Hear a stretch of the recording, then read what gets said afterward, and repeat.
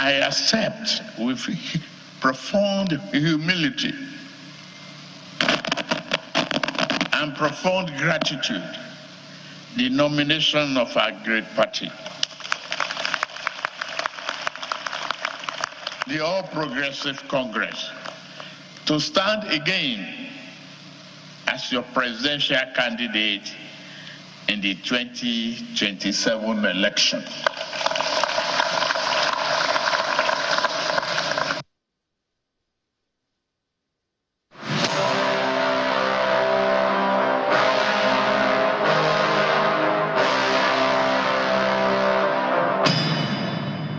Well, it's decided, and of course, things are gaining momentum already in the ruling All Progressives Congress ahead of the 2027 general election.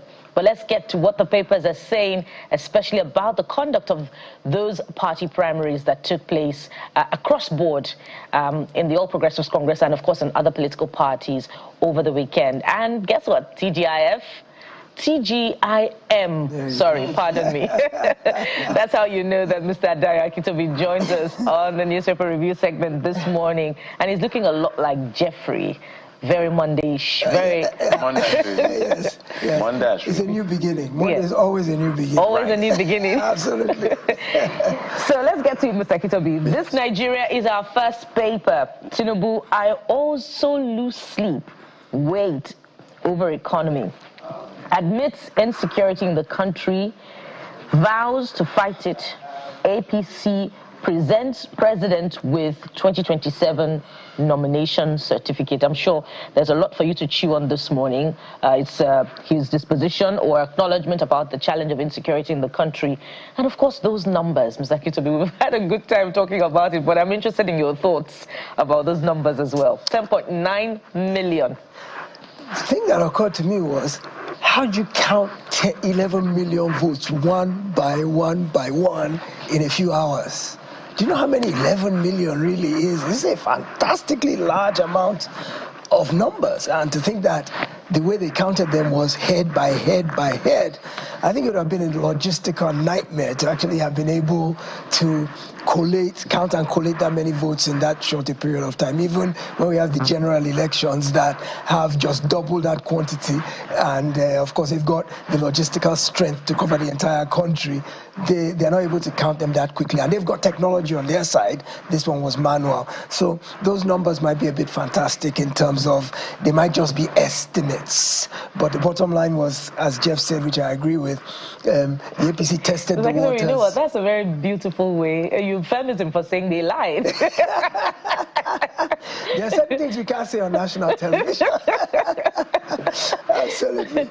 So, but I listened to the president, and I like the fact that he was empathetic towards our situation. And what I saw was him roll the dice on basically his record, his performance in the first 4 years, and said, look, trust me, I know that things are tough, and there are four primary things. There's inflation, there's fuel price, there's insecurity, and there's unemployment. And those four things are ravaging the country at this point in time. And he's saying, trust me, the steps I have taken will ease these hardships, that I will continue down the line I have started. And I assure you that by the time the second 4 years are done, you'll begin to see relief. So 2027 is going to run on how many people still hold out hope for that to happen versus how many people are tired and feel hopeless already. So it's actually quite easy now. The line is drawn between the incumbent, who's going to run on his record, and the opposition, who's going to assail that very record and speak to Nigerians and say, look, is your life better off today than it was 4 years ago? The thing that I see coming out of this, in spite of the way the opposition looks fractured, I think the opposition is better organized for 2027 than it was in 2023, especially if the PDP can get its house in order. I think that the opposition is more organized. I mean, we heard that former Cross River Governor Donald Duke threw his hat in the ring over the weekend through the PRP, People's Redemption Party. That's Aminu Kano. We've already got Sheyi Makinde running under the APM. Well, APM PDP. APM PDP. It's a hybrid. It's an alliance. Let's put it, APM and a group of the PDP. A group of the PDP. So now you have to posit it clearly so that we know what we're dealing with. The ADC it seems to be confused and seems to be stumbling from one crisis to the next. The Dumebi Kachukwu section said they suspended the NWC of David Mark, who are having their primary today to pick between Hayatuddin, Amechi, and Atiku. But the convention of the Dumebi Kachukwu section had their own convention yesterday and chose him. So ADC might have two presidential candidates. Are they just throwing a spanner in the works of the Senator David Mark-led ADC? Because, you know, it's their names that are on the INEC website as the recognized officials of the party. Yeah, they're the recognized leaders of the party without a doubt. But remember that Dumebi Kachukwu's point, his position from the beginning has been that they elbowed their ways into the party. They didn't, they weren't properly elected. The fact that INEC has them in the leadership of the party does not mean that the general body of the party cannot suspend its NWC. The question is, did Dumebi Kachukwu and those people who took that action yesterday, did they have the locus? Are they bona fide party members? Did they have a quorum? What does their constitution say about suspending the NWC? Who are those who have the authority to do that? So the fact that you are in the leadership does not mean if the general party is disgruntled with your leadership, they can't replace you. So we'll wait and see in the coming days. It'll be interesting. But I worry a bit about the ADC because this split is worsening their situation. We thought that with the court ruling that came the other day, everything was sorted. But clearly, see, this is the problem with just moving into an already existing party. There are people who are already there before you came. And unless you make your bones with all of them to where everybody has a clear understanding of where they stand, you're going to have these issues. Look, even the NDP that is new, that Peter Obi and Kwankwaso about, NDC, there's already issues. They're already coming up with complaints and, oh, we were here. Even if we were here just 2 days before you came, we were here before you and we worked for this party. So how can you just come in and think you're going to take over? So these are some of the issues that we are contending. You know why I'm smiling? Yes. I'm smiling because this is the season of political hot air and hustling. Yes. So you make up your mind who are the hustlers and who are the real politicians. I will not say that. Second is, everything will boil down to what the law says. Yeah. Because INEC will look at who the law said they should recognize, yes, irrespective of whatever you want to do, whether yes, you're in PDP, APC, NDC, AD, what's that party? APM, PR, now PRP, yes, and all of that. Yes. The worry is that the opposition may be walking into what the president would like them to walk into, a divided house. And because that is the only and perhaps the strongest reason why Bola Tinubu became president, a divided house. Yes. And so now it looks like, you know, the last night it was 3, or be 2, let's just say 2. And now it looks like it's going to be more. Yes. But whether those ones will be able to pull the votes is a different kettle of fish. Yes, that's the thing. And you look at like the PRP now, that just over this weekend, you ask yourself, what does Donald Duke really think he can accomplish in terms of numbers coming in this late? With greatest respect. Yeah, absolutely. He's been out of politics for a couple of decades now almost, and he's coming in very late. The thing about it is, even despite the fact that the Federal High Court rolled back this notion of the time is still very short. Well, September probably, and we still have court cases, you know, all these cases, all these situations. Yeah. And INEC can react to that High Court ruling at any time. No, INEC would definitely have to react between now and the 30th. And they could upturn the scheme of things as we know it. For now, based on that court judgment, INEC has no choice.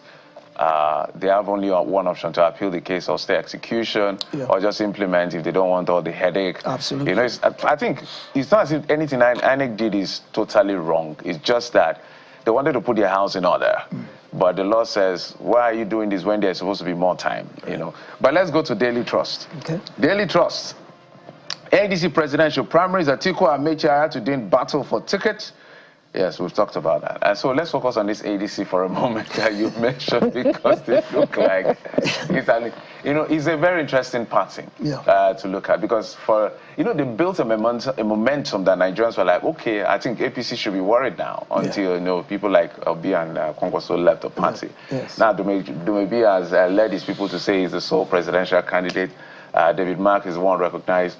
The gentleman, Nafi Gombe, now they say, let's see accelerated. They say, want to change judge. It's just a conundrum of confusion. What do you make of it? Absolutely. ADC at one point was looking like the beautiful bride. Everybody was jumping into the ADC, orbit. And it looks like, I called it a spanner in the works. I said, let's watch out for spanners. And the spanners have come.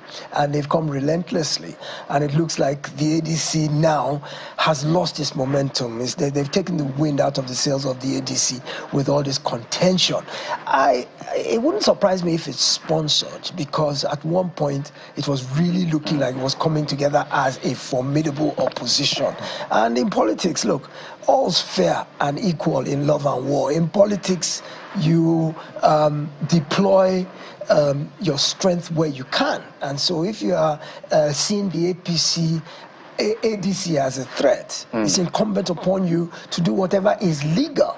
That doesn't mean it's ethical or it's moral, but as long as it's legal, in politics, all's fair and equal. So if the opposition, if the incumbent is playing a role in destabilizing the ADC, then it's politics as usual.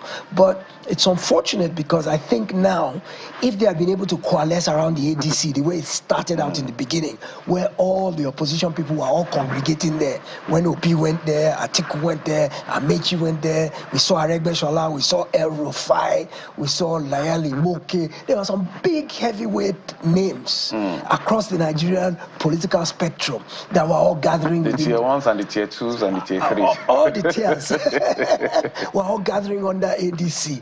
And so that burgeoning movement became very scary, because it was becoming a formidable force. So spanners were thrown in the works, and they've been very effective in destabilizing the ADC, which as of this moment, there's no certainty about what's going to happen with the ADC. We may end up with 2 presidential candidates from the same party. We just may. Well, let's see how that plays out. Yes. I don't know how much time they've got, to head to the courts again to determine the outcome of that. But let's go to the Abuja Inquirer this morning, and I'm spoiled for choice, on which stories to highlight. We've exhausted that of the ADC and the presidential primaries of the APC. But take a look at this. While, of course, by the way, party members in the APC urging votes for Mr. President, saying he will consolidate on the reforms. I, in fact, heard, the Minister of Health campaigning in Bauchi say if Bauchi goes the same way it went, there will be continued suffering, but that suffering can be lifted in 2027. It looks like suffering now has a new definition. Mr. Kitobi, rising energy costs, FCT residents resort to charcoal firewood, and this is the federal capital. So if the federal capital is resorting to this, what's happening with the energy crisis in other parts of the country? Well, before we go to other parts of the country, you're talking about charcoal and firewood for the FCT. How about the main place in the FCT, Aso Villa, that is totally on solar and has got off the grid? So if they've set an example for all of us that, hey, guys, go and find alternative means of power. Because we ourselves in the villa have discovered that electricity is too expensive, energy is too expensive for us, so we found an alternative. You guys go and find an alternative. And so people are getting creative. Charcoal, when was the last time, even when I was, still in diapers, was the last time I heard of charcoal being used as a form of generating energy? In the village it's still used. Well, in the village it's still used, but in urban areas, when have you ever even seen, I can't even remember what charcoal looks like. I just think... You're a big man. No, it's not about big man. It's not about big man. Jeffrey, I knew you were going to do that. Forgive him. I forgive him. I think it's black, though. That much I remember. I think it's black. But yeah, charcoal, firewood. In the cities, you now see solar panels on every rooftop. I mean, yesterday, for example, where it rained cats and dogs in Lagos, I felt sorry for all the solar people because they couldn't get any sun, so they had no power in their homes, and they were. Besides, they lose their peace. Whenever there's a thunderstorm, solar power owners, you know, they're racing and wondering what's happening. They're going outside to check. Yeah, so we were all the same. Those of us who are still on the grid, we had no electricity, and the solar people couldn't generate power because it was a rainy day. So, you know, we're stuck between the devil and the deep blue sea. You know, it's just not a good situation all the way around. But look, the Minister of Darkness has left to go and run for government. Oh, dear. I didn't see that coming. So perhaps and he lost the race, by the way. We will now get a Minister of Light. All of them will resign from the president's cabinet. They all lost. Yes. And I don't know why well, no, there were two who that's a feedback. There were two who made it. There were two. Yeah. From the president cabinet? Yes. Which state is that? I can't recall that, but there were two. Maybe the popular ones. There were two. No, not the president. I've never heard their names before. Oh, really? Because in Bauchi, I didn't see the minister that resigned winning the primary in Bauchi. Tugar did not win. To the best of my knowledge. Tugar did not win. He did not win. Minister of Foreign Affairs? Yeah, he didn't win. He could not have won. He didn't win. Adelabu did not win as well. He didn't win. No. So far, he didn't win. No. Who now won? I think that gentleman, I think transportation, that I barely knew his name. Might be him. No, he didn't. I don't think he won. Well, there were two. I promise you. The former Minister of State for Labor, the female minister, did she win her primary? Yes. The female minister. I mean, the ones that are running for governor. Governor, yeah.